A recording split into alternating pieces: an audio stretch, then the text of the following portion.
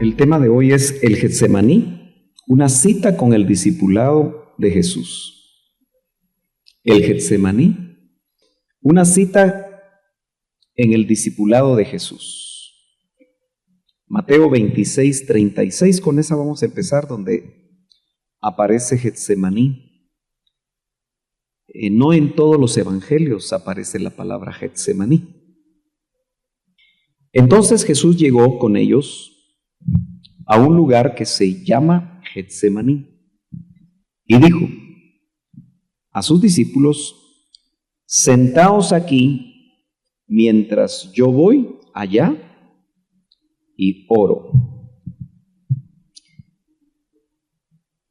Cuando nosotros estamos discipulando, tendemos a ocultar las experiencias difíciles personales, ¿no es cierto? En cierta manera, tal vez hasta hemos oído los criterios: hermano, usted tiene que ser fuerte y no abrirle a sus discípulos sus necesidades, porque de alguna forma usted tiene que salir adelante. Tal vez alguno en alguna ocasión ha oído eso o ha pensado eso. Pero en el discipulado de Jesús, que es nuestro modelo para discipular en este tiempo, notamos que la cita más difícil, llamada Getsemaní, el Señor no se la vedó a 3 de sus discípulos. Ciertamente hizo una selección, porque Judas ya andaba fuera, ¿verdad? Ya andaba amarrando el negocio. Pero quedaban 11. Menos 3, a 8 de ellos el Señor les vedó. No sabemos, porque la Biblia no nos detalla dónde se quedaron, porque estaban celebrando la Pascua. Me gusta mucho Juan 13, 14, 15 y 16, incluyendo el 17, porque marca las horas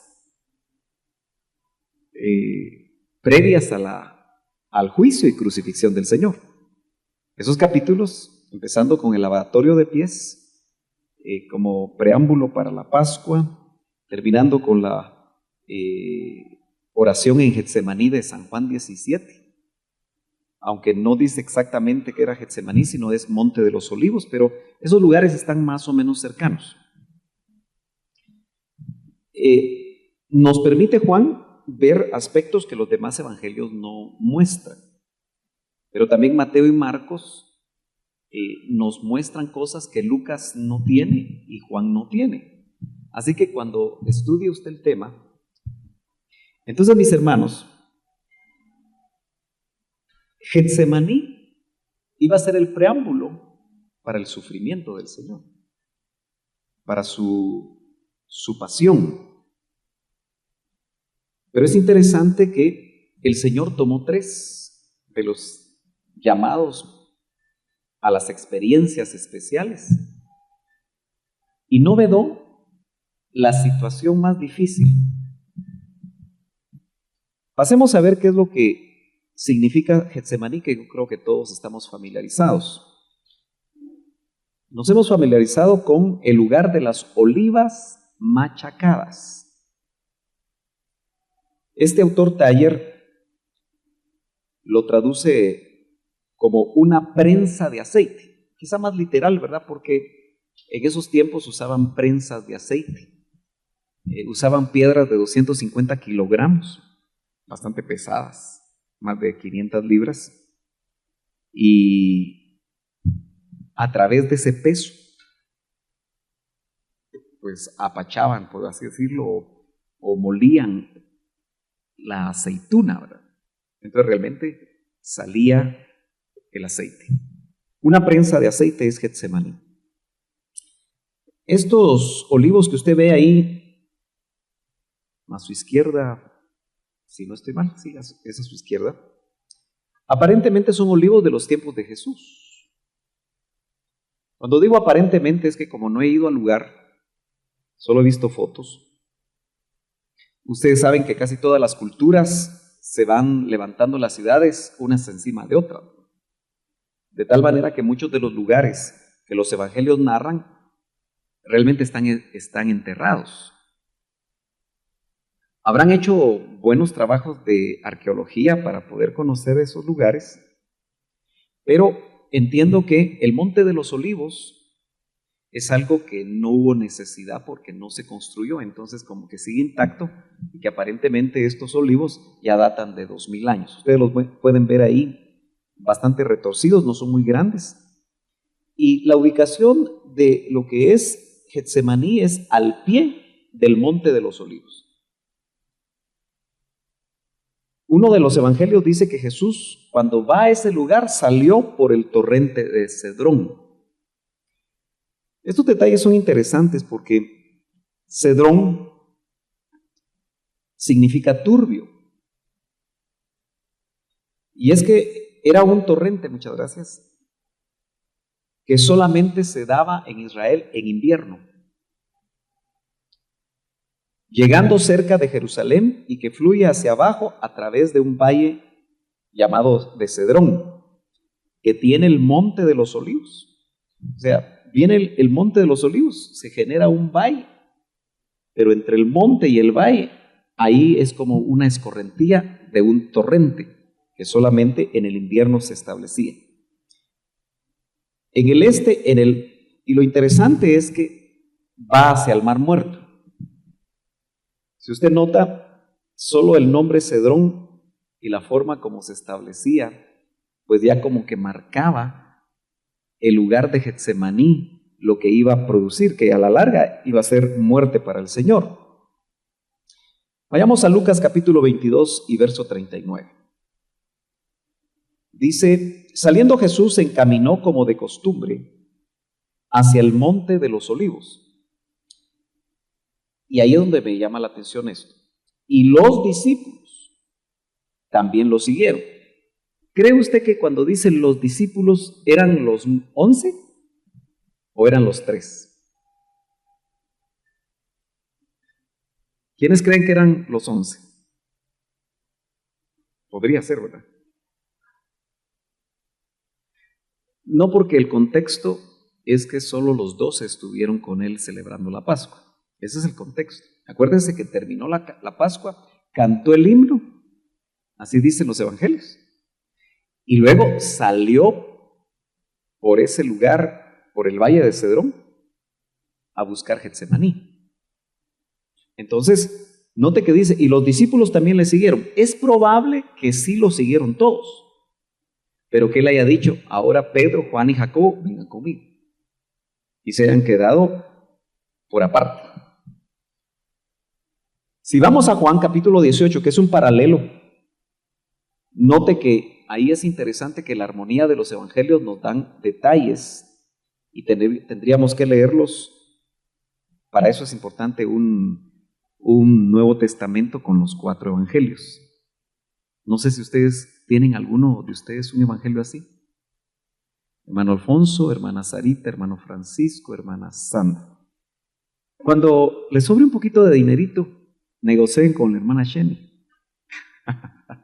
que les haga un descuentito y cómprense un Nuevo Testamento de los 4 evangelios. Básicamente solo es el Nuevo Testamento completo, me parece, ¿verdad? Pero en los evangelios es interesante porque aparece Mateo, Marcos, Lucas y Juan en las 2 hojas. Entonces les permite a ustedes ver cómo la armonía, qué dice uno y qué dice otro. Es para los que estudian la palabra de una manera un poquito más seria. Después de decir esto, Juan 18:1, Jesús salió con sus discípulos. Nota, aquí es mucho más específico, con sus discípulos. Y sus discípulos en este caso eran 11. Porque él no celebró la Pascua con todos los demás discípulos. Acuérdense que era en una casa. Entonces, claro, tal vez todos nosotros tenemos la idea de aquella pintura. ¿Quién pintó esa? ¿Da Vinci? La pintura de la Santa Cena famosa Da Vinci, ¿verdad? Bueno, ahí se ven solamente 12, claro, no es por la pintura que nosotros decimos que había 12, sino que creo que sí hay Biblia como para poderlo establecer. Y dice, al otro lado del torrente Cedrón. Lo que sucede, yo quise buscar un corte, pero no lo encontré. El Monte de los Olivos, realmente Jerusalén está en alto. ¿Alguno de ustedes ha ido a Jerusalén aquí? ¿Es testigo? ¿Sí? Pero no se acuerda. Sí, pues no se fijó en esos detalles. Pero Jerusalén actual está en alto. Y aún los vestigios de murallas, que algunas son más modernas que otras, pero el Monte de los Olivos uno empieza a bajar, y Getsemaní dice que está al pie del monte. Pero exactamente al pie del monte, lo voy a hacer para usted, si es un corte transversal, en el punto bajo es el torrente de Cedrón, que es normal porque es una escorrentía en el invierno. Incluso le voy a mostrar una foto dentro de un momento, donde la ciudad excavaba para que, diríamos que las aguas de escorrentía de Jerusalén salieran hacia el torrente de Cedrón, que iba a terminar al Mar Muerto. Entonces, en las inmediaciones, el Señor sale, y es interesante el detalle, porque Jerusalén, en cierta manera, por lo que significa místicamente hablando, el Señor empieza a bajar, como que Filipenses 2 se empezara a hacer realidad, ¿verdad? Y empieza a bajar, a bajar, a bajar, a bajar, hasta llegar a Getsemaní. Y el Gólgota está cerca, como que era para abajo todo, ¿verdad? ¿Se acuerdan que el siervo, su ruta es para abajo? No sé si me estoy dando a entender. Bueno, donde había un huerto, en ese lugar había un huerto, quiere decir que, podríamos decir que el lugar donde está yendo, Juan no menciona Getsemaní, la palabra Getsemaní. Lo que indica es que estaba al otro lado del torrente Cedrón, donde había un huerto.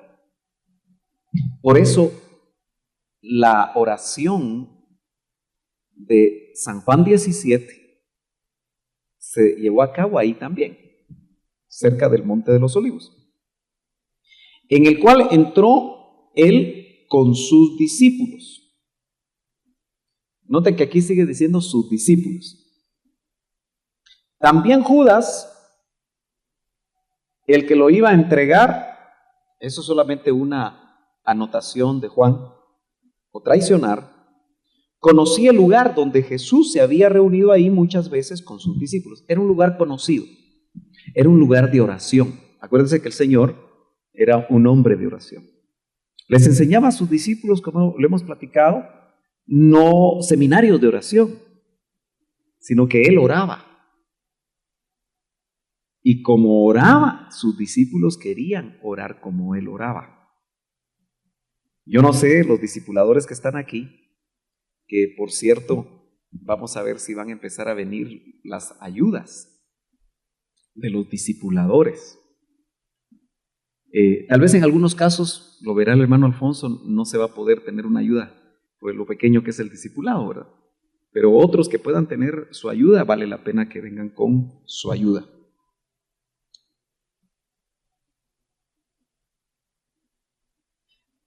Conocía el lugar porque Jesús se había reunido ahí muchas veces con sus discípulos. ¿A qué? A orar. Seguramente de noche, donde todo era mucho más fácil, donde todo era mucho más factible el hacerlo, el poder orar. ¿Notan entonces? Yo creo que ahí está mejor la gráfica, ¿verdad? ¿Ven la muralla que está hasta arriba? Esta es una foto moderna, ¿verdad? Entonces, Jerusalén está en lo alto. En esta parte de acá, de alguna forma, aunque es una ladera del Monte de los Olivos, el torrente de Cedrón es como esa calle que lógicamente por el punto bajo va a ser escorrentía en el invierno. Y ven que está lleno de olivos, ¿no? Por eso se llama el Monte de los Olivos. En otra parte que ahí no se visualiza muy bien, probablemente esté un poquito más arriba, pero como esto da vuelta, ¿verdad? Y es grande la ciudad. ¿Perdón? Exacto, está fuera de la ciudad. Acuérdense que el Gólgota, él muere afuera de la puerta o afuera de la muralla, fuera del campamento. Porque un crucificado contaminaba si lo crucificaban adentro, ¿no? Entonces, noten que era un lugar, claro, esto es como está ahora. No sabemos si probablemente era más denso los olivares, había más olivares, pero ahí hay un cementerio en una de esas partes que cada vez se amplía más, porque todos los que creen que el Señor va a poner ahí en su regreso, ahí van a resucitar. Entonces muchos, aún me imagino que no judíos necesariamente, ¿verdad? Pero ahí se hizo un cementerio donde deben haber judíos, pero muchos quizá quieren que cuando el Señor ponga ahí los pies. Y recuérdense que el judío también espera que cuando su Mesías regrese, haya también resurrección. Y Pablo mismo dice que que la inclusión de ellos, ¿se acuerda que lo vimos el domingo? Va a ser vida de entre los muertos. Entonces, todos quieren estar ahí para ser de los primeros que van a resucitar primero. Lo que no saben es que en cualquier parte del mundo va a haber resurrección en Cristo, ¿verdad? Aquí les hago una pregunta porque en esta versión, Mateo 26:36, me llama la atención, no lo había leído nunca así. Pero esta versión plantea esto, dice, por eso hago la pregunta, ¿era una aldea? ¿Getsemaní era una aldea? Porque dice, entonces llegó Jesús con ellos a la aldea que se llama Getsemaní. No sé si usted alguna vez había topado con una versión así. Es una Reina Valera, pero con números Strongs. Entonces, lo que hace es que traduce de una manera más directa. Vuelvo a leer. Entonces llegó Jesús con ellos a la aldea que se llama Getsemaní. Acuérdese que estamos viendo una etapa en la vida del discipulado de Jesús que tuvieron que participar sus discípulos, por lo menos algunos de ellos. Y va a ver cómo lo vamos a ir aplicando en nuestro propio discipulado y nuestras propias vidas. Y dice a sus discípulos, aquí por contexto sabemos que ya eran 3. Como le digo, yo no sé en qué momento. Yo no sé si el Señor los dejó en la casa a los otros 8. No lo dice la Biblia. No sé qué momento. Pero los que estaban ahí no eran los 11. Era Pedro, Juan y Jacobo. Dice a sus discípulos, sentaos aquí hasta que vaya allí. En otro evangelio dice, a un tiro de piedra. ¿Cuánto puede usted avanzar con una piedra?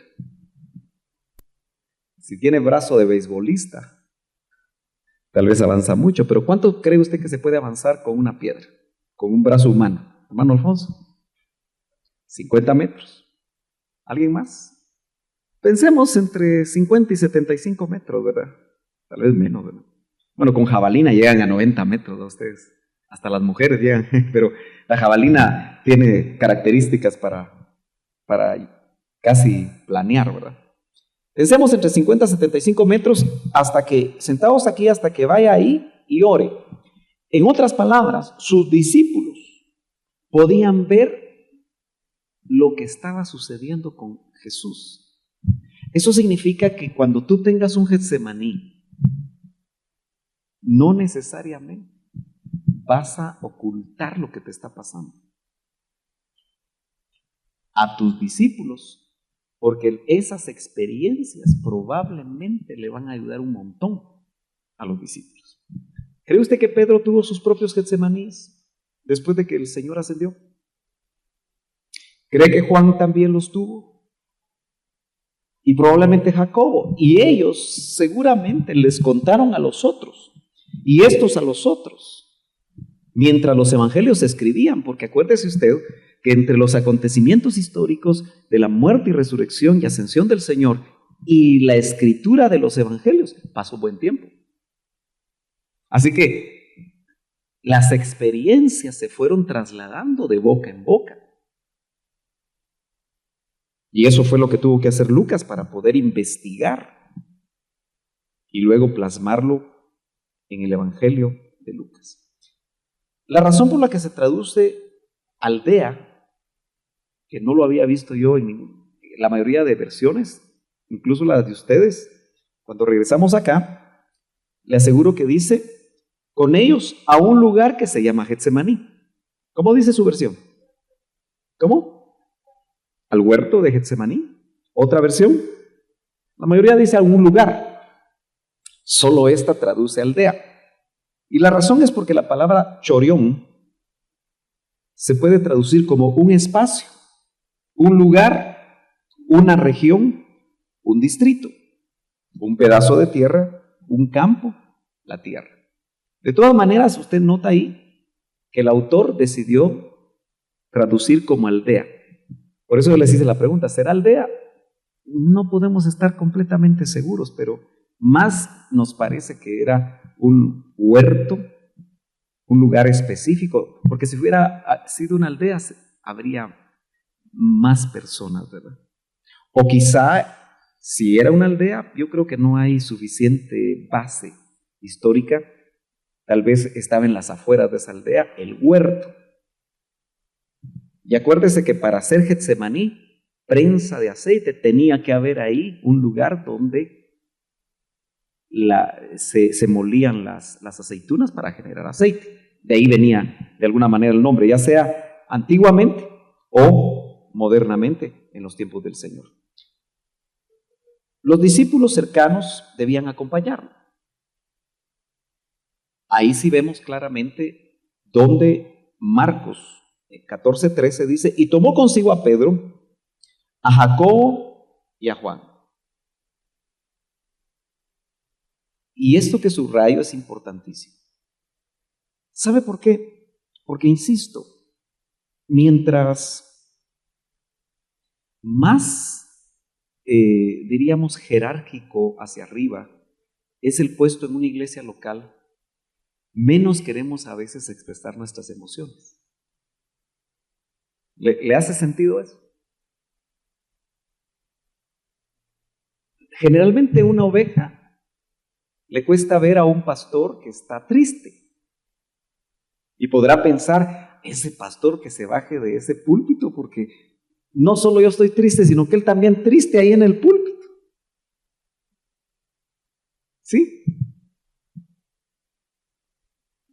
Y es que realmente muchas veces puede uno estar en el púlpito y con problemas que hay que dejarlos para más adelante, ¿no? Pero estamos hablando en el contexto bíblico del discipulado de Jesús, que es nuestro modelo, para darnos cuenta que el Señor no tuvo problema con sus tres, Pedro, Jacobo y Juan. Y dice que en ese lugar comenzó ¿a qué? A angustiarse. ¿Cómo será una persona angustiada? ¿Cómo se expresará? ¿Qué caras hará? ¿Cómo se sentirá? ¿Una persona angustiada llorará? A veces sí, a veces no. Y dice, afligirse y angustiarse, no poco, mucho. Yo no sé qué era lo que el Señor hacía, si lloraba, si subía la voz, Él estaba orando. Acuérdese que lo hizo 3 veces, lo vamos a ver dentro de un momento. Pero una de las cosas que yo quiero tratar de hacerle ver a usted, discipulador, es que aprenda a ser transparente. Pero también usted, discípulo, aprenda a no ser religioso en cómo se siente usted. ¿Cómo está, hermano? El pentecostalismo tradicional del siglo pasado, que todavía puede tener sus vestigios en nosotros, acuñó la frase en victoria. Los evangelistas puertorriqueños que visitaron fuertemente Lini y otras misiones aquí en Guatemala y en cualquier parte de Latinoamérica, porque realmente estos hombres hicieron una enorme influencia, probablemente siempre hablaban que por medio del poder del Espíritu Santo, y es cierto eso, usted tiene que estar bien siempre.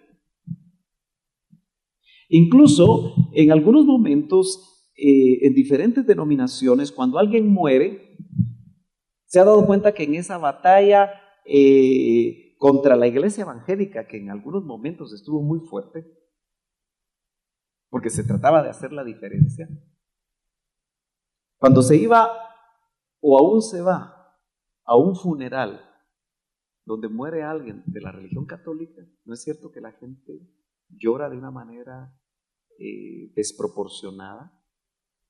¿Sí o no? Y entonces, para contrarrestar esa actitud, el evangélico como que trataba de guardar sus sentimientos y se le decía, no, el Hijo de Dios no debe llorar. No, el Hijo de Dios no debe esto. El Hijo de Dios no debe aquello.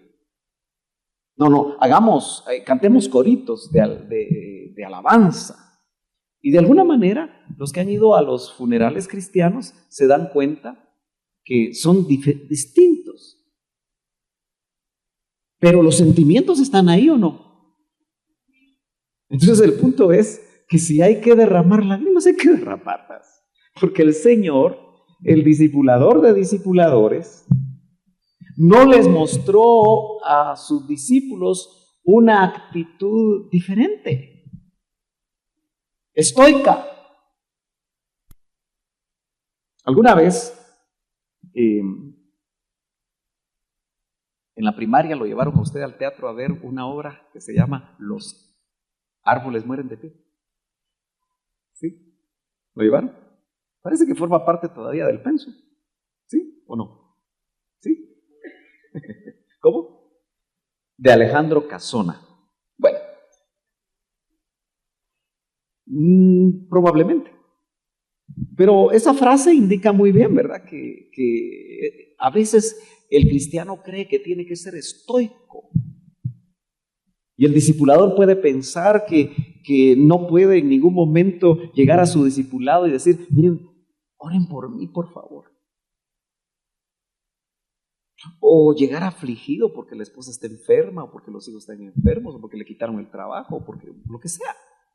Entonces, vemos aquí que el Señor fue transparente, aunque sea, y es importante poner el equilibrio, lo hizo con los de confianza.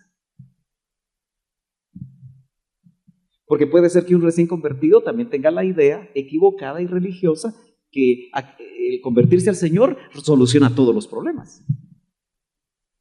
Y usted sabe que cuando uno se convierte genuinamente al Señor es cuando empiezan los problemas, porque tenemos que ir contracorriente. Comenzó a afligirse y a angustiarse. Entonces, en el discipulado, las experiencias difíciles no se ocultan, se comparten. En el discipulado las experiencias difíciles no se ocultan, se comparten.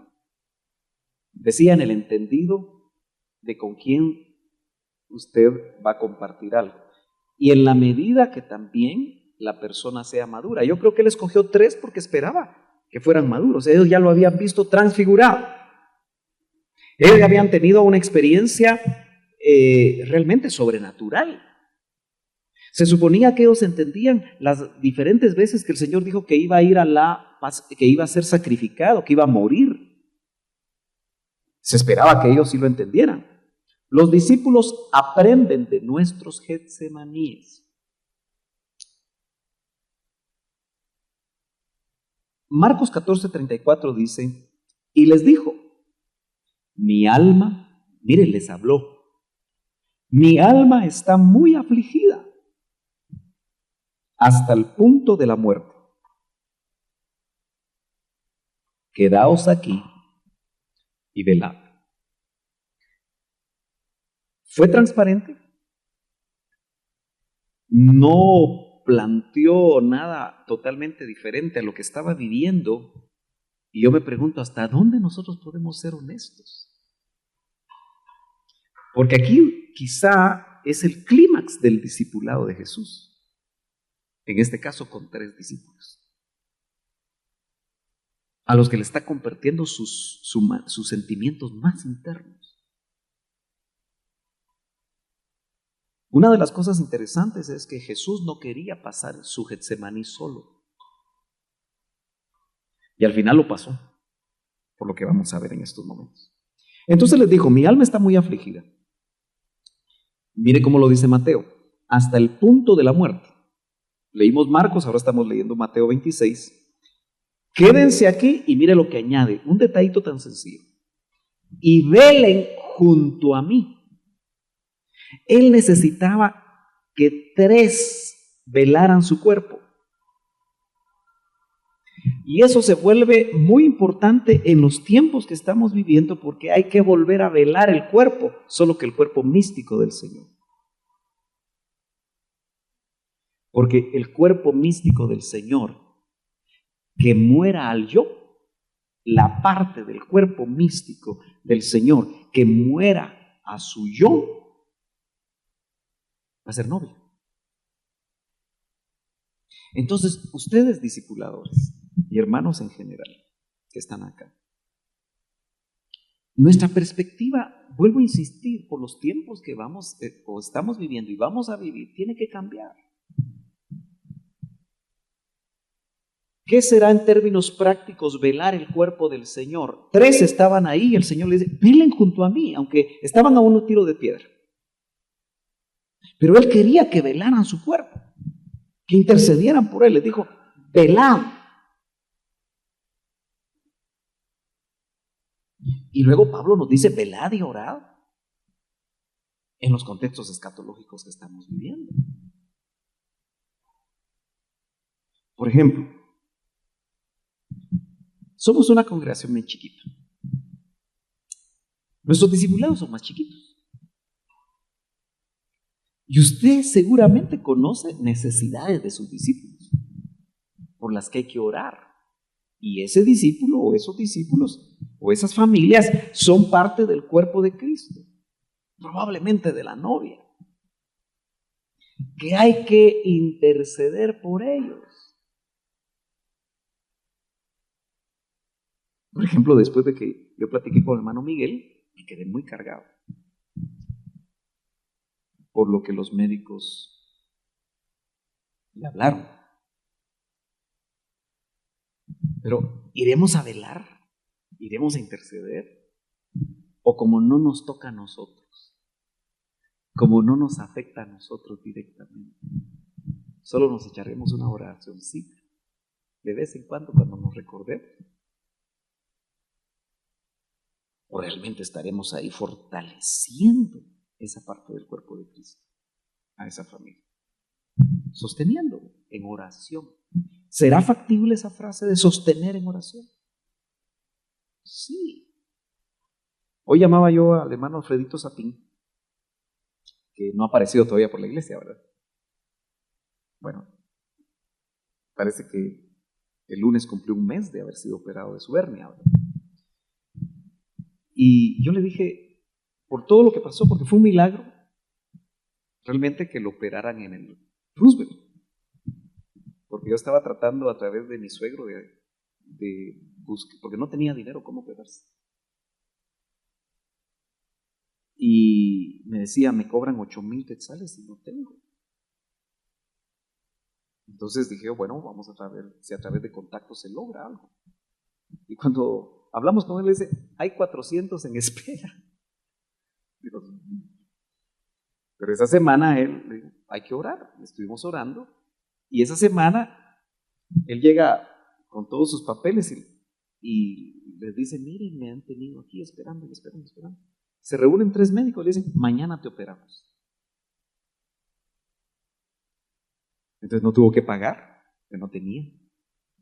Y claro, eso es un milagro. El otro milagro es que por su edad haya salido bien, ¿verdad? Aunque haya sido una operación sencilla, aparentemente sencilla, pero acuérdense que todas las operaciones siempre tienen riesgos. Le quitaron sus puntos, yo estaba de viaje, me escribió, porque hay ovejas que sí se comunican, que son bien comunicativas. Otras que saludes, ¿verdad? Y me dice, hoy me quitan los puntos. Me dice, qué bueno que te quiten tus puntos. Y mira, fíjate que me quedó bien lisita la operación. O sea, Dios realmente se movió de una manera muy especial en él. Y le digo, bueno, te llamo porque no te vi el domingo y no sé cómo estás. Que a veces hay complicaciones, ¿verdad? Pero me gustó que me dijo y me dio los nombres de los que lo habían llamado. Y seguramente usted no lo llamó, porque no es su familiar. Otros no sabían. ¿Sí? Pero a veces hasta sabemos y no lo hacemos. No estamos velando el cuerpo. Claro, si lo vemos a nivel de jurisdicción de discipulados, pues ok. Va a decir, vamos a decir, es que él no asiste a ningún discipulado. Pero asiste, es parte de nosotros. Y qué importante, porque él se siente gozoso de las personas que lo llamaron. Y como él pidió oración a todas las iglesias que pudo, ¿verdad? Entonces, mira, oraron por mí en Comalapa, oraron por mí en Panajachel, oraron por mí. No, si te bañamos en oración, por eso el Señor hizo todo lo que tenía que hacer, le digo. Pero qué importante, ¿no? Qué importante que nosotros realmente nos demos cuenta que la ruta final del discipulado va a ser orar unos por otros, hermanos. Velar el uno por el otro. Recuerdo la experiencia del hermano Otto cuando lo quisieron secuestrar. Ustedes saben que por gordito no pudo, no logró entrar al carro donde lo iban a secuestrar. Y se pusieron nerviosos y Dios operó algo ahí, ¿verdad? Porque su misma forma evitó que se lo llevaran.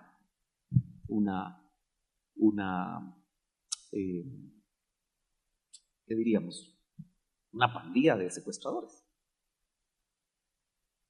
Pero qué lindo que Manuel Ávila recibe en Estados Unidos la orden de venirse a Guatemala. Y qué avión ni qué nada, manejando.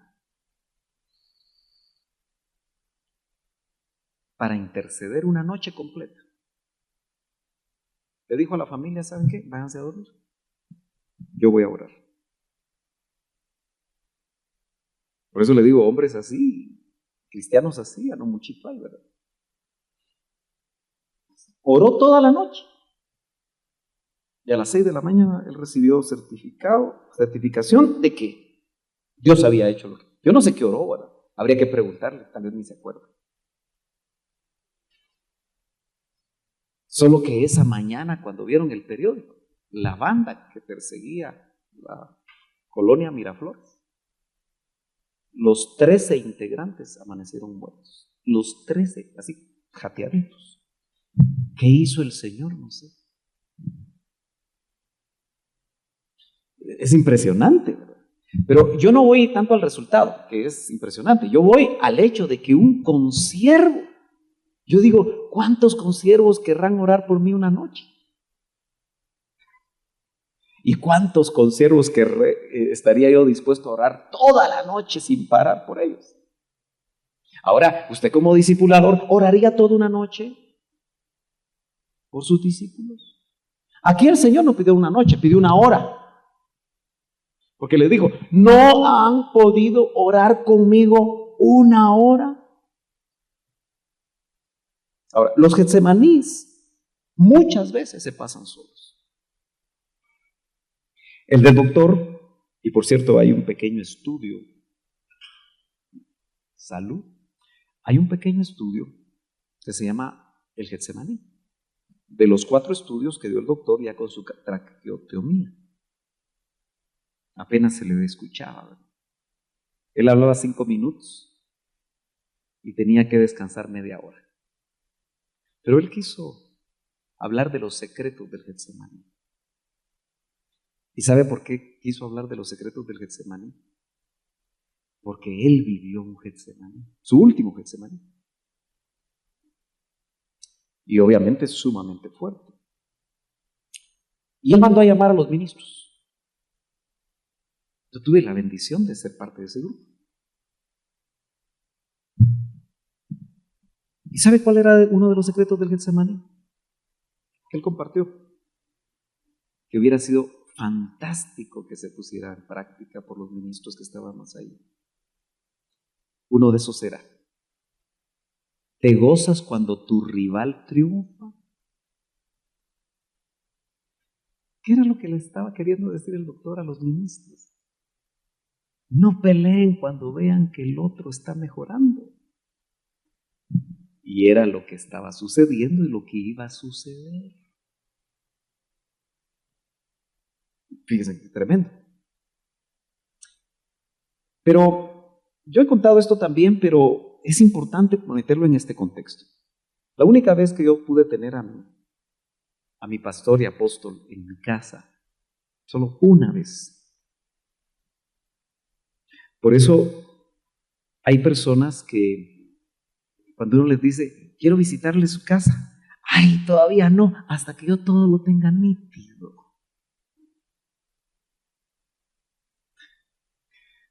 Así que por eso nosotros solo lo tuvimos una vez. Ya estaba malito, bien malito. Y llegó a la casa. Recuerdo que mi esposa se esmeró en hacer mucha comida y le dijo, ¿sabes qué, mija? Solo tráeme una mi tortilla con frijolitos. Era lo que le gustaba, con cremita. Solo eso comió. Pero me quedé a solas con él en la sala y le dije, hermano Otto, ¿dónde están los 3 que lo van a acompañar en su Getsemaní? Porque yo pude ver que estaba en un Getsemaní. Con una cara sumamente triste, con tantos ministros que él tenía. Muy triste me dijo, no tengo. Entonces los Getsemaníes a veces, bueno, y quizá la mayoría de veces, se pasan solos. Porque el Señor no tuvo a los 3, porque se dormían, no estaban preparados.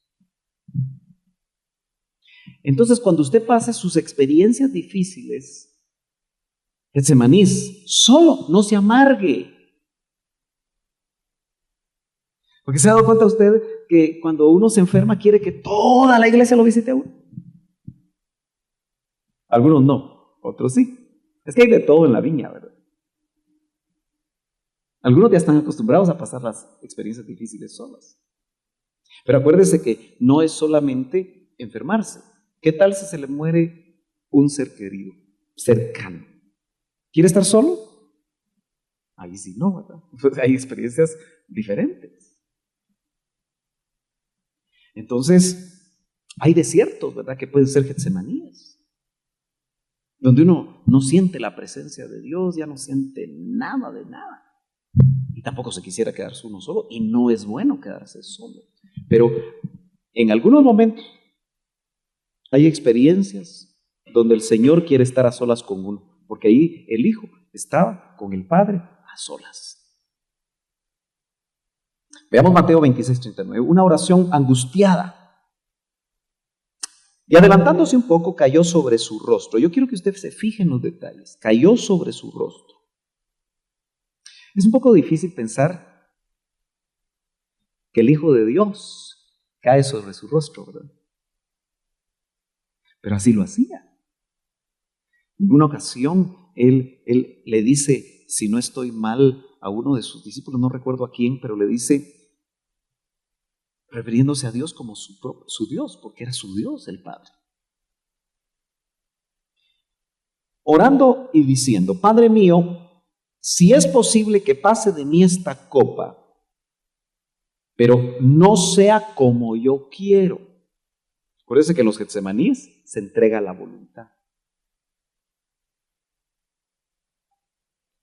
No sea como yo quiero. Yo quiero tipifica tu propia voluntad o habla de tu voluntad, sino como tú quieras. Es la voluntad del Padre. Apartándose de nuevo, oró por segunda vez diciendo, Padre mío, si esta copa no puede pasar sin que yo la beba, hágase tu voluntad. Y en el 44 dice, dejándolos de nuevo, se fue y oró por tercera vez y dijo otra vez las mismas palabras. Una cosa muy interesante que me encontré, déjeme ver si lo tengo un poquito más adelante por acá. Sí. Yo me traje un librito de las costumbres de Israel de los tiempos de Jesús. Hace mucho tiempo, hoy me lo encontré ahí en la biblioteca. Y me pude dar cuenta que el proceso para sacar la oliva, primero se calentaban las olivas. Eso puede tipificar el hecho de que él comenzó a angustiarse, a afligirse, para poder extraer el aceite. Pero me sorprendió que lo que acostumbraban era, pasaban las olivas por 3 prensaduras. Qué casualidad que 3, ¿verdad? La costumbre judía era pasar 3 veces la prensa, la piedra, ¿verdad?, sobre la oliva para sacar el aceite. Con razón el Señor oró 3 veces. Y cada oración, cuando no recibía la respuesta, porque la respuesta que esperaba, sí, hijo, mejor esa copa no. Era como que la prensa le pasaba encima. ¿Me estoy dando a entender? Y qué casualidad que 3 veces, ¿verdad?, para sacar o machacar la oliva y sacar el aceite. Por eso, dicho sea de paso, si queremos dar aceite,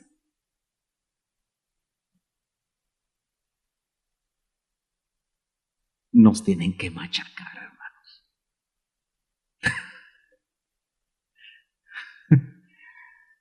¿Y quién se apunta? Mejor no, ¿verdad? Está difícil la cosa. Bueno, regresemos un poquito. Este era el que nos tocaba, ¿verdad? Veamos Mateo 26, 40. Entonces vino Jesús a los discípulos y los halló durmiendo. Uno critica a los discípulos porque se durmieron, ¿verdad? Uno puede agarrar ese ángulo de exhortación hacia los hermanos, pero veamos despacio, porque si ustedes notan, entresaqué los versos. Vi primero las 3 oraciones, no como aparecen en los evangelios, y ahora entresaqué los versos para ver la demanda junta. Entonces vino Jesús, esta fue la primera vez, y los halló durmiendo y dijo a Pedro, dice Mateo, con que no pudieron velar 1 hora junto a mí. Indudablemente es una demanda. Yo quiero que, por lo menos en todos los temas de discipulado que vamos a compartir y hemos escuchado, sepamos que si vamos a ser discípulos, nos van a demandar. Alguien nos va a demandar. Por supuesto, en última instancia, la demanda, nosotros tenemos que tener el testimonio que viene de Dios por medio de la palabra. No vamos a aceptar necesariamente demandas humanas, pero sí demandas del Señor a través de los vasos que nos están guiando y nos están tomando de la mano, si es que queremos ir tomados de la mano. Yo sé que eso es bien riesgoso, ¿verdad? Porque quizá usted ha aprendido a vivir la vida con cierta independencia. No pudieron velar 1 hora junto a mí. Entonces, otra vez el mandamiento: velen y oren para que no entren ¿en qué? Hermanos amados, si algo nos va a pasar en estos tiempos, es entrar en tentación. No sé usted cómo cataloga su vida cristiana. Si los primeros 5 años entró en tentación más, quizá porque venía del mundo y todavía se recordaban muchas cosas del mundo.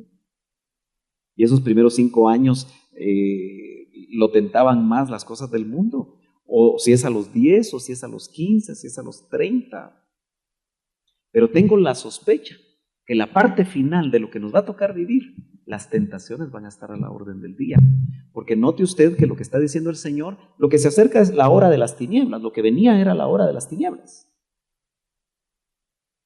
Y como estaba entrando la hora de las tinieblas, el sopor que estaba entrando y del cual de alguna manera tenían que velar esos 3 y no los 11 que se suponía que eran los paladines, o eran, después se les llamó las columnas, y que tenían que estar preparados, era un sopor espiritual.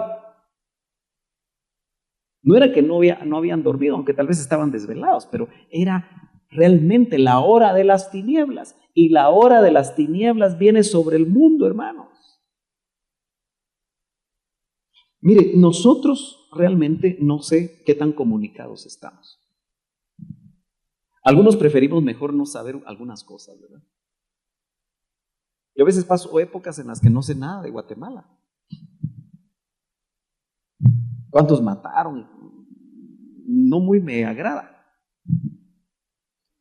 Pero usted sabe, los que ven la internet y tienen redes y que qué barbaridad los videos que están tirando en las redes para ustedes. Decapitando niños. En Irak, el grupo ISIS, que la agarró contra los cristianos. Y es que decapitar niños y decapitar adultos es algo terrible, que lo hacen aquí en Guatemala los mareros, ¿verdad? Pero más en su lucha intestina entre maras, que quieren sembrar terror entre ellos y definir quién manda. Pero decapitar niños en esas latitudes, y niños cristianos, sean católicos o evangélicos o de qué rama cristiana, son cristianos, ¿verdad? O por lo menos llevan ese nombre. Son personas, pues. Que se esté llegando a ese nivel de maldad es porque la hora de las tinieblas está entrando, hermano. En un lugar que es neurálgico realmente, porque eso aunque es en Irak, sabemos que hay problemas en Israel, hay movimientos en las fronteras rusas. Velen y oren. Pablo se hace eco de eso y nos dice desde hace casi 2000 años que la iglesia debe velar y orar. Aquí nos dice el Señor para que no entren en tentación. Quiere decir que el velar y orar nos evita la tentación. Ahora, ¿somos tentados? ¿Tenemos tentaciones, hermanos amados? ¿Sí? ¿Hay alguien aquí que ya no lo tientan? ¿Ah? Hay de todo tipo, ¿verdad? Y entonces enseña algo que otra vez nosotros tenemos que tener claro. El espíritu, su espíritu, porque está con minúscula. El espíritu está dispuesto. El espíritu quiere orar, el espíritu quiere ayunar, el espíritu quiere venir a la iglesia, el espíritu quiere todo lo que es de Dios. Pero nuestra carne, y todos la tenemos, es que eso significa que la carne es lo que nos ata a nosotros y se opone por su debilidad. Y es muy interesante porque quiero orar, no, la carne dice, no, estamos cansados, mejor durmamos. Hay personas que se duermen con la tele, ¿va? ¿Se da cuenta usted? La tele los duerme. Uno le apaga la tele y se despierta. Cualquier parecido es pura coincidencia. ¿Por qué no dormirse leyendo la palabra? Y algunos con el primer verso. Pero por lo menos fue una mejor ministración, ¿verdad? Lo que a veces ahí está la tele, tal vez hasta ministrando saber qué, ¿verdad? Y a todos nos pasa, hermanos. Nos puede pasar, ¿verdad? Si nos descuidamos. Velen y oren para no entrar en tentación. La pregunta es, ¿cómo vamos a preparar, hermano? Yo no puedo solo ya. Si tuviera todavía 20, 30 hermanos, tal vez podría discipularlos a todos. Pero yo no los puedo discipular a todos. Y los discipuladores que están aquí están viviendo, bueno, los que fueron al retiro, hablamos del discipulado del tiempo final, ¿verdad? Entonces, ¿cómo va a preparar usted a sus discípulos? Ay, hermano Sergio, yo creía que usted me los iba a preparar a mí. Y entonces, ¿para qué lo tienen ahí a usted? Haciéndole el chance, hermano Sergio. No, esto no es chance. Esto es un privilegio hermoso. Pero póngase a pensar en sus discípulos, aunque sea uno. ¿Cómo lo va a preparar para que en esta época vele y ore ese discípulo? Velando y orando usted. porque se le va a percibir que usted es un hombre de oración. Mire, hermano, el cristianismo ha cambiado mucho. Mucho, mucho, mucho, mucho. Porque los que estuvimos en el LIM, y yo llegué en la colita final, ¿verdad? Porque 82, 83, para 98 fue poquito, ¿verdad? Pero todavía pude percibir que la gente buscaba la santidad, hermano. Buscaba la unción, buscaba los dones, buscaba servir con todo su corazón. Y no eran unos cuantos, eran casi todos. Yo le he contado a usted, ¿verdad? Y tal vez Jenny se recuerda. Muchos de ustedes yo creo que se recuerdan. Pero cuando ahí se entraba en oración y se entraba en adoración, hermano, pero era un zumbido de avispas gigante. Todos alabando, todos, todos, todos. Ahí nadie masticaba chicle, o casi nadie. Ahora, seamos honestos. ¿Sucede esto aquí? No, hermano, no sucede. Y usted puede echarle la culpa al pastor, porque es lo más fácil. ¿Cómo le vamos a enseñar a los discípulos? Usted, padre de familia, ¿cómo le va a enseñar a sus hijos a que velen y oren para lo que viene? Primero, para que no entren en tentación. ¿Cómo le va a enseñar a usted que el espíritu está dispuesto, pero que él tiene una carne que contrarresta toda su disposición?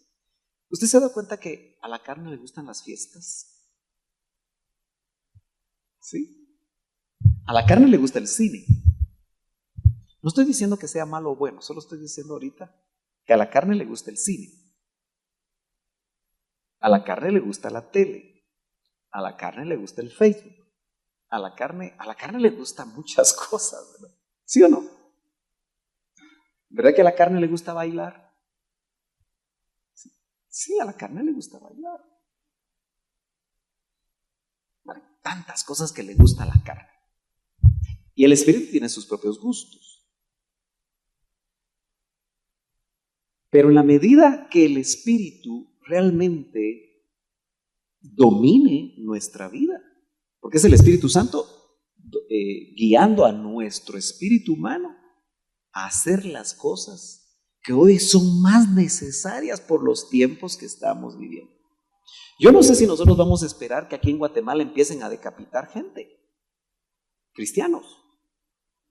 Ay, hermano, ni de chiste lo diga porque me vuelvo musulmán.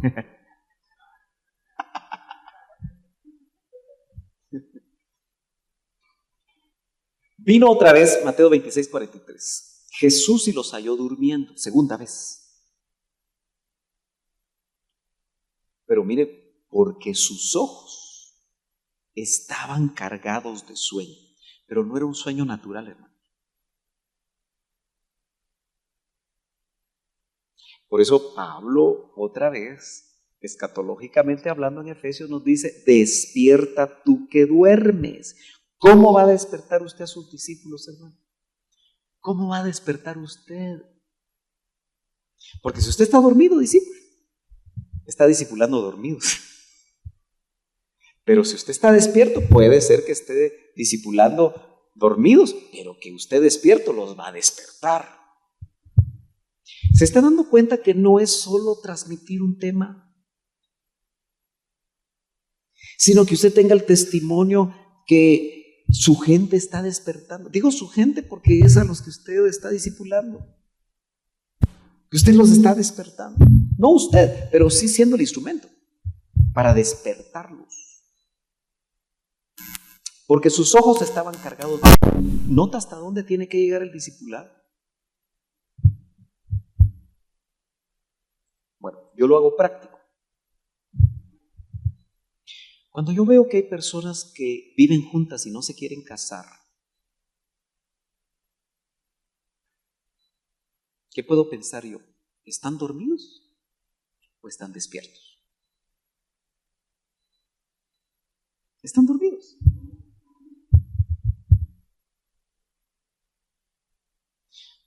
Y así podríamos encontrar muchas cosas, ¿verdad?, que se están dando dentro de la congregación que nosotros discipulamos, que nos indica que la cosa no camina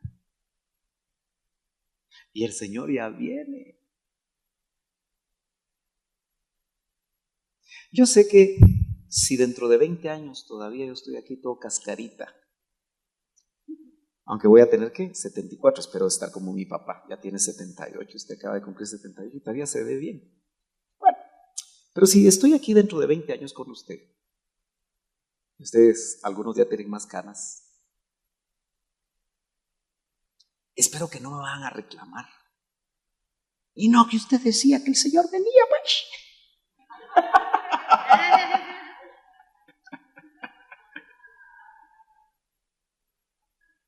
Porque yo voy a seguir predicando que el Señor ya viene, hermano. Aunque se tarde 30 años. Eso ya no es mi problema. No lo quiero confundir, porque usted no debe de consagrarse por temor, sino que debe de despertar y consagrarse por amor. Entonces, si usted ama, se va a consagrar. La novia que se va a casar, en los términos normales bíblicos, es una virgen que se ha cuidado toda su vida para entregarse al amado. ¿Cierto o no? Ese es el concepto normal establecido por la palabra. Y entonces se abstiene de un montón de cosas en el camino, ¿no? Hace al lado los moscos.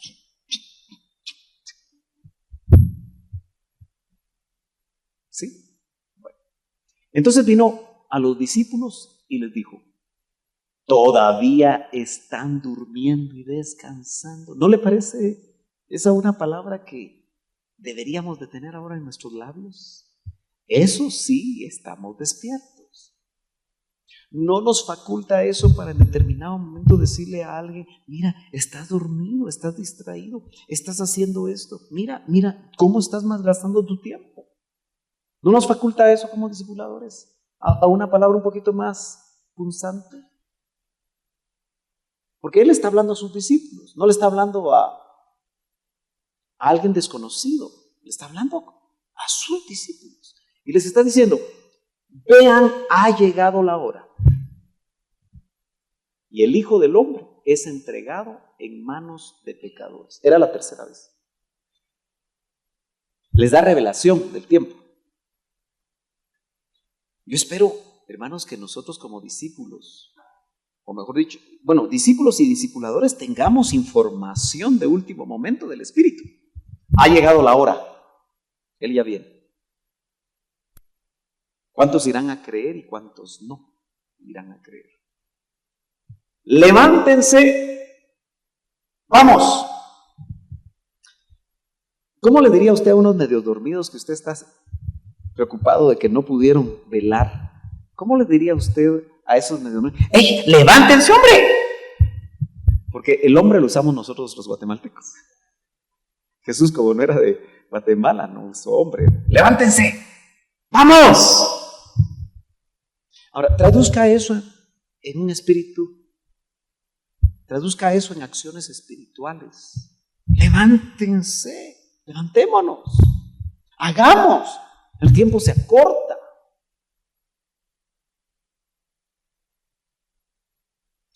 Hermanos amados, en nuestros discipulados vamos a tener que parar esos enojos de una hermana contra otra. Parémoslos. Estamos esperando que el pastor lo haga todo, que arregle todos los clavos. No, sabemos que aquí hay problemas y aquí hay problemas. Bueno, fulanita y menganita, arreglen sus cosas, hombre, el Señor ya viene. ¿O creen que no se van a ver en el cielo? ¿Sí o no?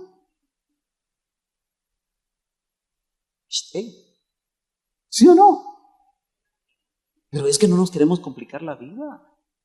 Ay, no, ¿qué va a decir fulano? ¿Qué va a decir mengano? Que no sé qué, que no sé cuándo. No, ya no hay tiempo. Nos vamos a animar discipuladores a decirle al esposo que está tratando mal a la esposa y que nosotros estamos conscientes que la está tratando mal. Hey, varón, venga, quiero platicar con usted. Deje de tratar mal a su esposa.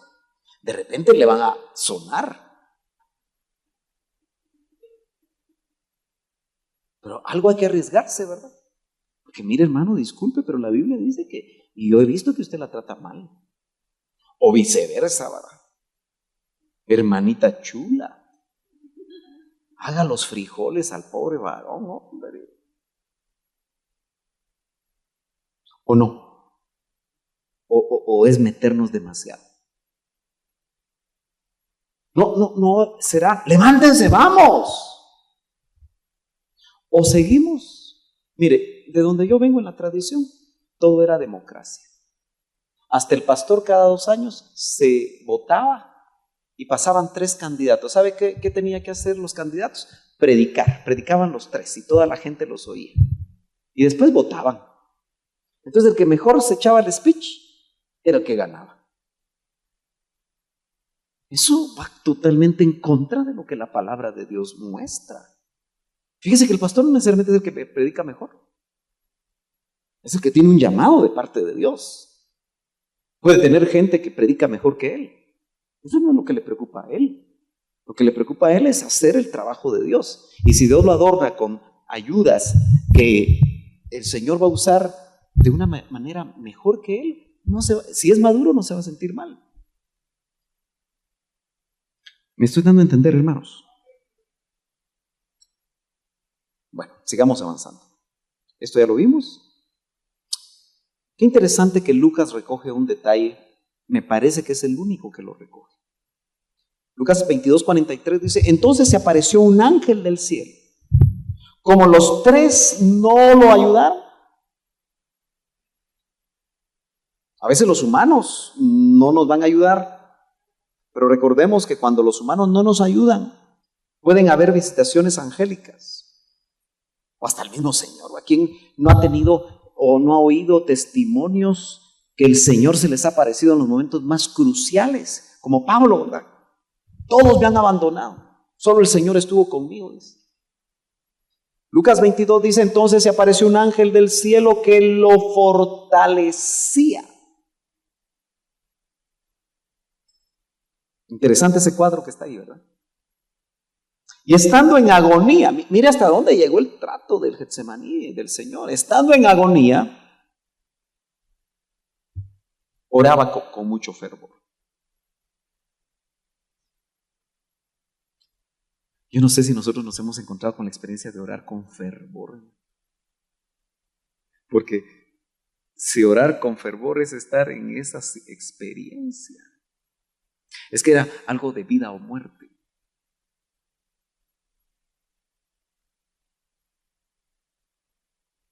Cuando usted ha tenido la experiencia de que un ser querido, usted lo está velando,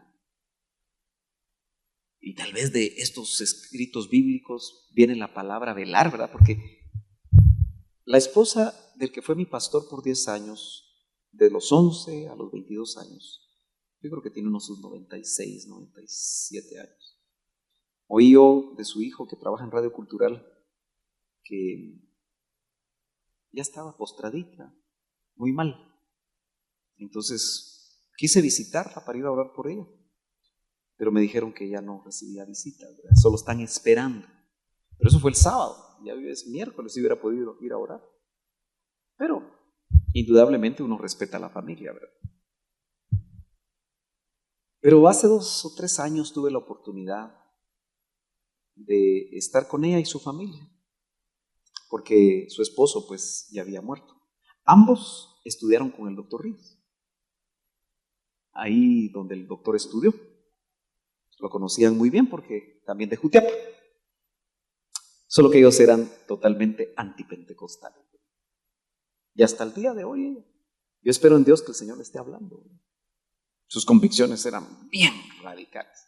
Centroamericanos de hueso colorado. Pero lo cierto es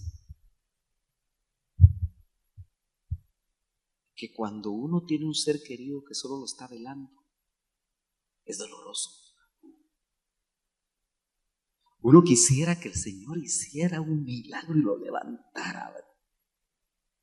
O si sufre mucho, tal vez hasta pueden haber oraciones, Señor, mejor llévatelo a descansar, que son oraciones ambiguas sentimentalmente hablando, porque hay algo que no quiere soltarlo y algo que sí lo quiere soltar, ¿verdad? Para que descanse. Yo creo que muchos de ustedes, muchos de nosotros hemos tenido esa experiencia. Y él estaba agonizando, se estaba trasvasando. Ahí, en esa experiencia, oraba con mucho fervor. No esperemos, hermanos amados, esas experiencias nada más para aprender a orar con fervor.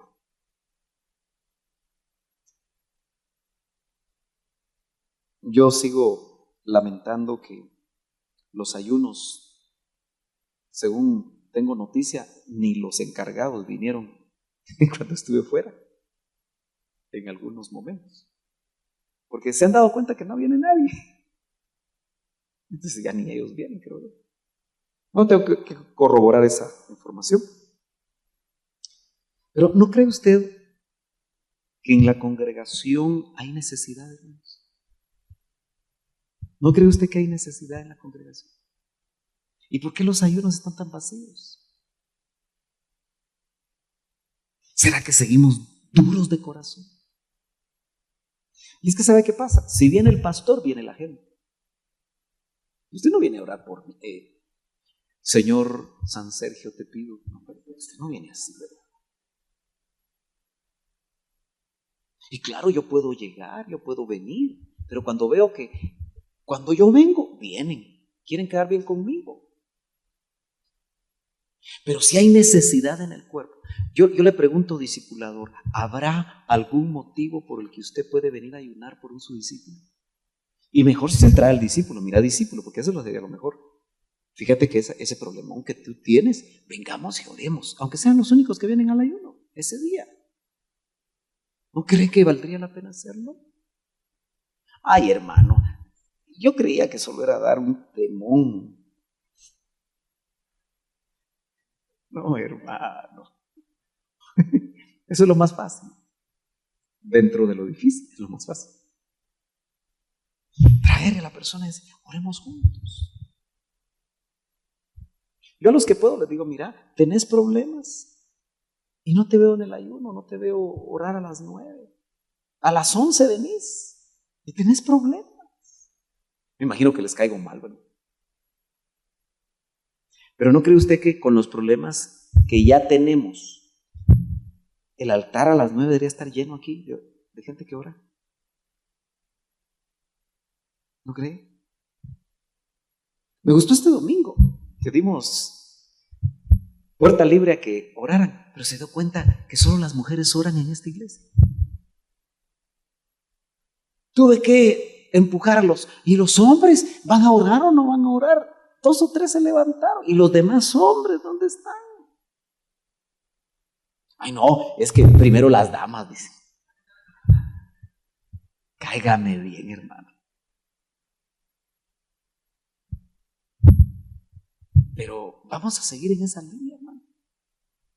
Yo le digo a Yadi, mira Yadi, si las mujeres son las que se van a mover en la iglesia, que se muevan las mujeres. Si los hombres no quieren. Al fin y al cabo, las mujeres que se van a mover, se van a mover bajo mi cobertura.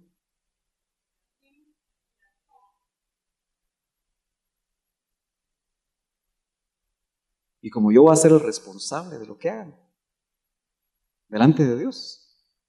Eso sí, si hay una insujeta, la siento. Pero yo no quisiera que eso pasara en esta congregación. Son las cabezas las que deben ir adelante, hombre. Bueno, cuando se levantó de orar, fue a los discípulos y los halló. Mire qué interesante lo que dice Lucas. Dormidos, pero añade un detallito, ¿verdad? A causa de la tristeza.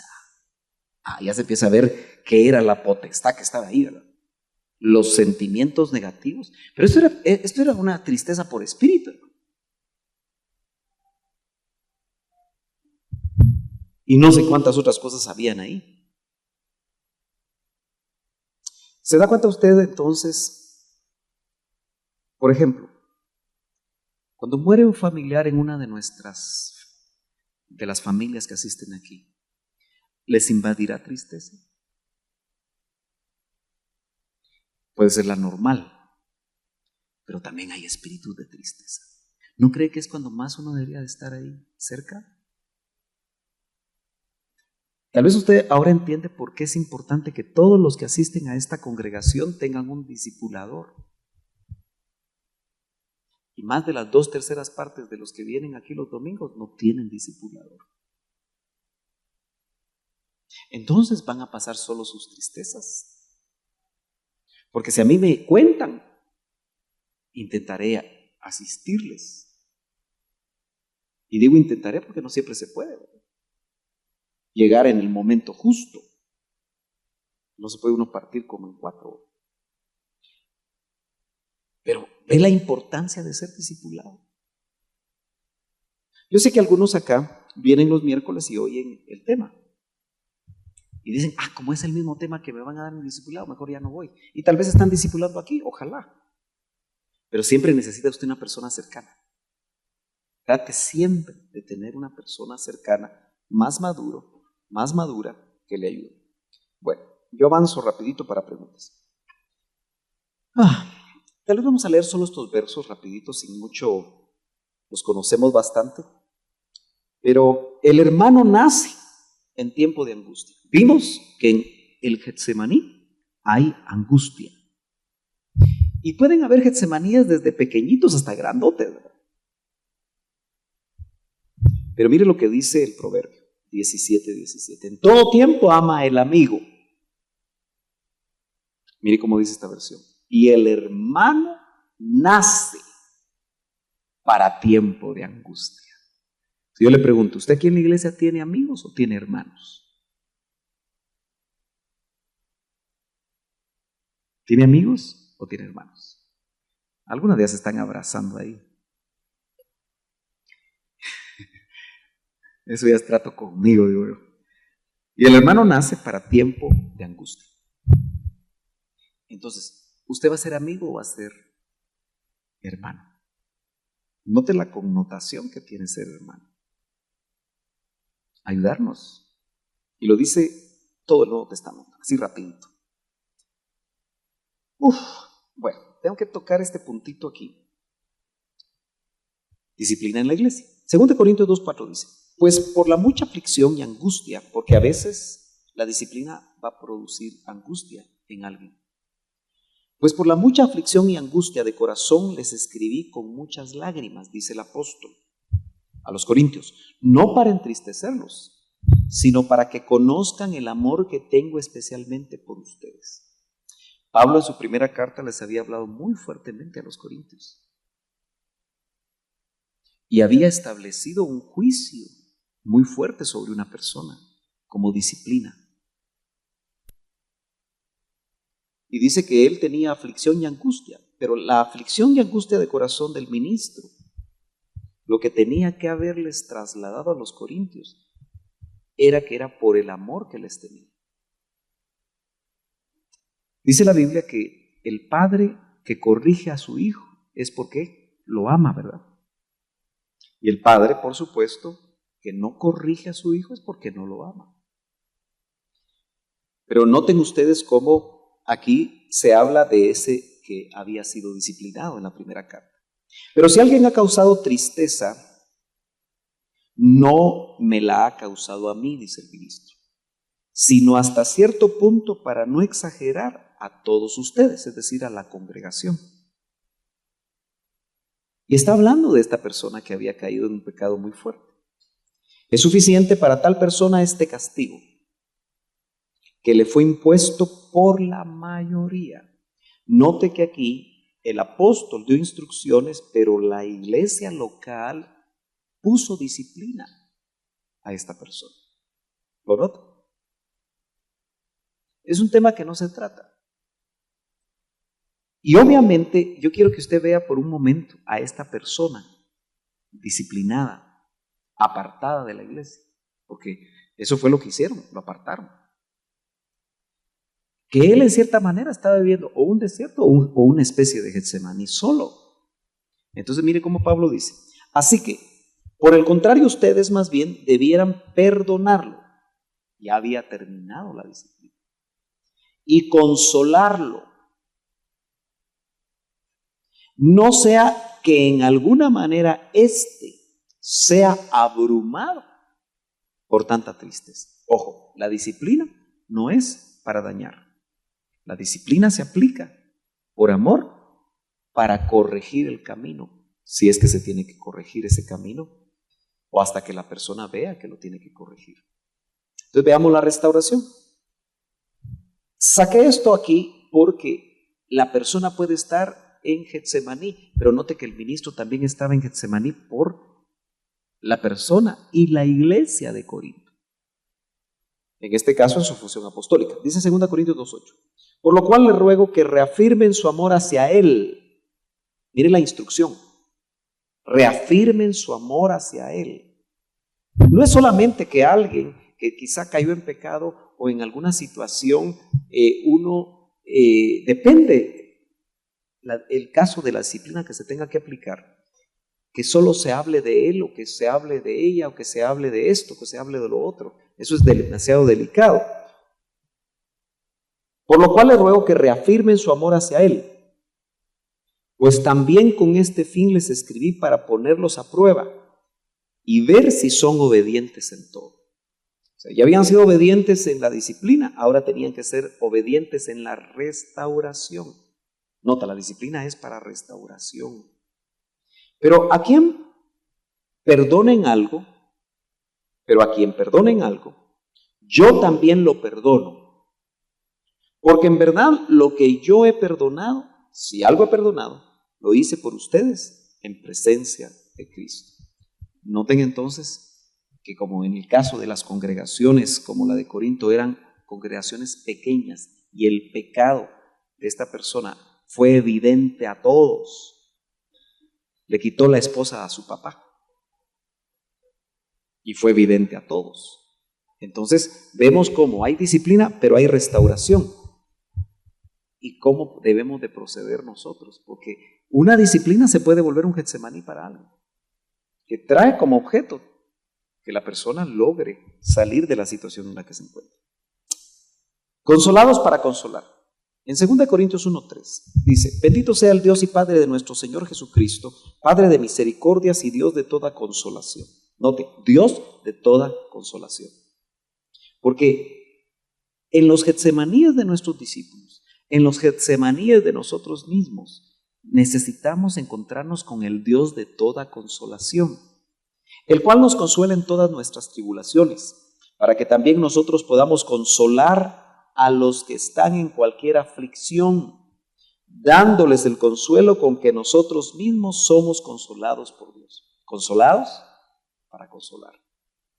Yo sé que más de alguno acá puede estar pensando, hermano, yo no tengo el don de la consolación.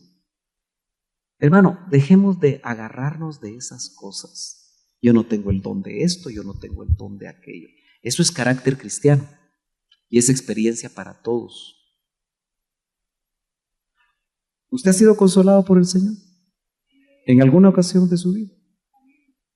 Muchas veces, ¿verdad? Consuele con el consuelo con que usted ha sido consolado. Porque así como los sufrimientos de Cristo son nuestros en abundancia, dice el apóstol, así también abunda nuestro consuelo por medio de Cristo, el Mesías. Note que la prueba, los sufrimientos, nos dan una oportunidad de ser consolados. Y esa experiencia de consolación nos va a servir. ¿Cuántas veces usted se ha encontrado con que no sabe por qué está sufriendo? ¿Y por qué a mí, verdad? Y si el Señor le permitió esa prueba solo para que usted consuele a otros que puedan pasar esa misma prueba, ya es un plan de Dios. Veamos la ley de Cristo. Dice Gálatas 6:1, hermanos, en el contexto de la iglesia, en el contexto de los discipulados, si alguno fuere tomado en alguna falta, vosotros que sois espirituales, restaurad al tal con el espíritu de mansedumbre, considerándote a ti mismo, porque tú no seas también tentado. Está diciendo, si alguien se equivoca en algo, no lo critique, no se lo coma con su lengüita. Si usted mira que en su discipulado hay hermanas que hablan de otra hermana, párelas o párelos, por favor, hermano. Porque una lengüita puede destruir a cualquiera, aunque no hayan amenes. Seamos cuidadosos. Si alguien fue sorprendido en una falta, dice vosotros. Ahora, si lo que se oye son solo chismes, es que no somos espirituales, somos carnales. Porque es la contraparte. Si el espiritual dice que va a restaurar con espíritu de mansedumbre, el carnal pues no lo va a hacer así, ¿verdad? Considerándote a ti mismo, lo que nos está diciendo es, si nos comportamos mal con el hermano, nos va a pasar a nosotros también. Gálatas 6:2. ¿Por qué leí el primero? Porque el segundo va de la mano del primer verso. Sobrellevad. Hermano, en los Getsemanías tenemos que sobrellevarnos. Los unos las cargas de los otros. Y cuando hacemos eso, y así cumplid así la ley de Cristo. Entonces hay una ley, la ley de Cristo, que es sobrellevar las cargas los unos de los otros. ¿Qué tan distante está la iglesia de hacer esto hoy en día? Demasiado distante. Te enfermas y no te llaman. Pierdes el trabajo y no tienes para suplir ciertas necesidades y nadie te apoya.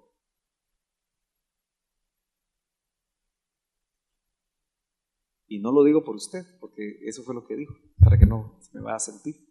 Pero qué fácil es decir, es que yo no sabía. Y es que la mayoría de nosotros mejor preferimos no saberlo, ¿verdad? ¿Me entiende? Porque hice la salvedad. Si no, se me iba a sentir.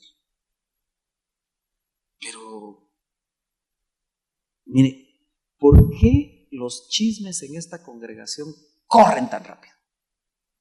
Todo el mundo sabe las cosas que pasan. Pasó hoy y ya mañana todos lo saben. Y cuando alguien se enferma, nadie sabe.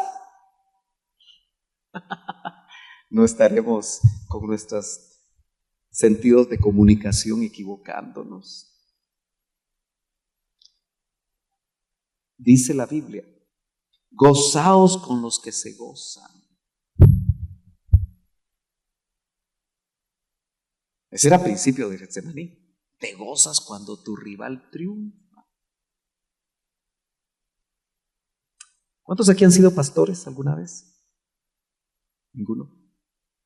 Entonces no me van a entender. Pero cuando dos pastores empiezan juntos y a uno le crece más la congregación que al otro, ¿será que se goza el que no le ha crecido porque al otro sí le creció, o se siente medio raro? ¿Qué piensa usted? Puede sentirse medio raro, Señor, ¿y a mí por qué? Si yo predico mejor que aquel. Cosas así, ¿verdad? Bueno, unánimes entre vosotros, no altivos, más acomodados. Mire cómo me gusta esto. Acomodándoos a los humildes. No seáis sabios en vuestra propia opinión, no paguéis a nadie mal por mal. Procurad lo bueno delante de todos los hombres. Si se puede hacer cuanto está en vosotros, tened paz con todos los hombres. No os venguéis vosotros mismos, amados míos, antes dad lugar a la ira. Esta versión, si la dejamos así, pareciera que nos está dando lugar a que demos lugar a nuestra ira, ¿verdad? Por eso le agregué otra versión. Esta es la RBA. Porque escrito está, mía es la venganza, yo pagaré, dice el Señor. Me gusta más lo que dice la versión Las Américas. Amados, nunca os venguéis vosotros mismos, sino dad lugar a la ira de Dios. Está mejor, ¿verdad? Porque escrito está, mía es la venganza, yo pagaré, dice el Señor. ¿Sabe por qué, hermano? Porque usted puede estar en un su Getsemaní y en lugar de que lo consuelen, lo fortalezcan, intercedan, le dan un mazazo. Hay gente que aquí me ha dicho a mí, hermano, yo ya no quiero que me visiten. ¿Y por qué no quieres que te visiten? Porque lo que me vienen a decir en lugar de levantarme me bota más. Porque a veces vamos sin sabiduría. Es que mira, eso te está pasando porque vos aquí, vos allá y otro mazazo. Si cuando uno está mal no quiere que le diga, uno ya sabe por qué es, hombre. Claro, a veces puede ser que no y que discernamos, pero que seamos sabios, ¿verdad? Entonces, cuando a uno le dan un mazazo, uno dice, vas a ver,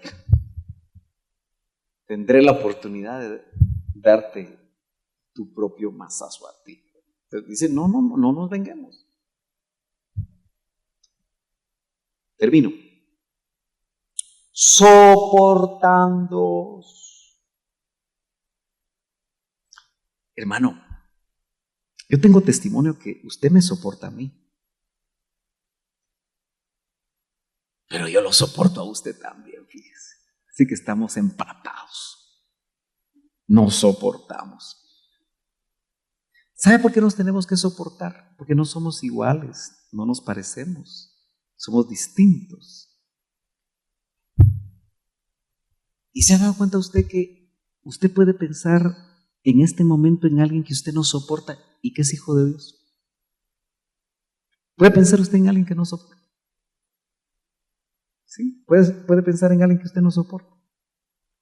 Hay gente que se va de la iglesia porque no soporta a alguien.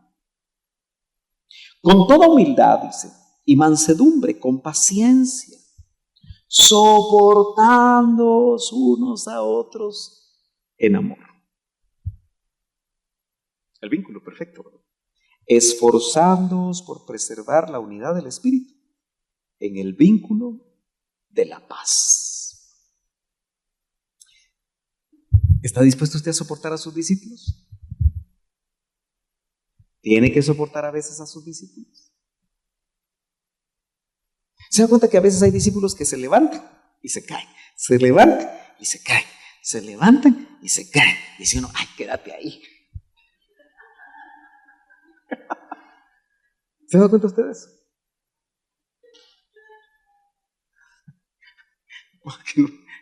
No hay manera ustedes. Soportando los unos a los otros. Si usted tiene diferencias con cualquiera de la congregación, hermano Mao, arréglelas. Sea valiente. Vaya a la persona. Dígale, mira, desde hace tiempo que hubo una fisura. No sé qué te hice. Cuéntame. Puede llegar con el corito si en algo te ofendí. Perdón. No sé si me voy a entender. Arréglenlo. Mire, esta congregación es tan pequeña que cada vez que usted se pelea con alguien, sufre esta congregación. Entiéndalo. Cada vez que usted habla de alguien, esta congregación sufre. O cada vez que usted hace algo mal, esta congregación sufre. Amén.